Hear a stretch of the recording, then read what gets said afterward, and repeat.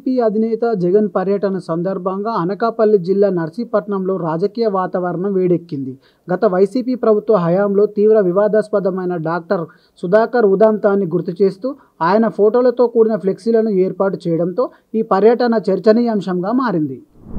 సముద్రంలో వేటకు వెళ్లి ప్రాణాలు కోల్పోయిన మత్స్యకారుల కుటుంబాలకు ఏపీ ప్రభుత్వం అండగా నిలిచింది. కాకినాడ జిల్లాకు చెందిన 18 బాధిత కుటుంబాలకు తక్షణ ఆర్థిక సహాయం అందిస్తున్నట్లు ప్రకటించింది.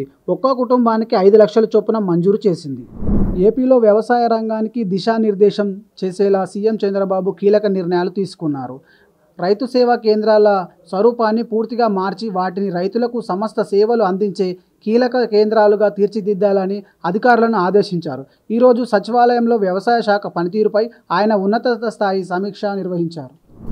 టీడీపీ కార్యకర్తలకు ఏ కష్టం వచ్చినా అండగా ఉంటామని, మనమంతా ఒకే కుటుంబమని ఐటీ విద్యాశాఖ మంత్రి నారా లోకేష్ అన్నారు.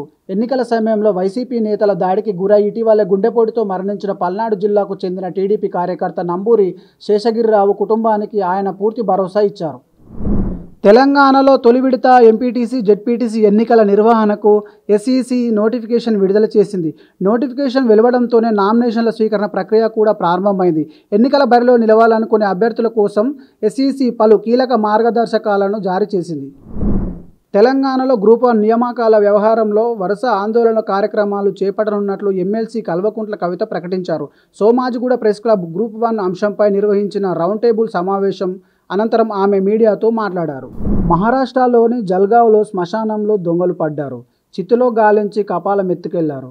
ముందు రోజు సాయంత్రం ఓ వృద్ధురాలి మృతదేహాన్ని, ఒంటిపై ఉన్న నగలను తీయకుండానే ఖననం చేసిన విషయం తెలిసిన ఈ దారుణానికి తెగబడ్డారు. ప్రముఖ తమిళ నటుడు విజయ్ ఇంటికి బాంబు బెదిరింపు రావడం చెన్నైలో తీవ్ర కలకలం సృష్టించింది. భవిష్యత్తులో బహిరంగ సభలు నిర్వహిస్తే ఆయన ఇంటికి బాంబు పెడతామని ఓ ఆగంతకుడు పోలీస్ కంట్రోల్ రూమ్కి ఫోన్ చేసి హెచ్చరించాడు.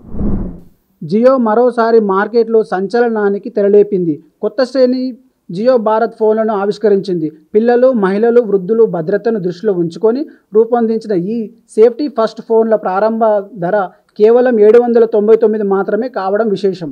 కన్నడ నటి మాజీ ఎంపీ రమ్యకు సోషల్ మీడియాలో అసభ్యకర సందేశాలు పంపిన కేసులో కర్ణాటక పోలీసులు కీలక ముందడుగు వేశారు.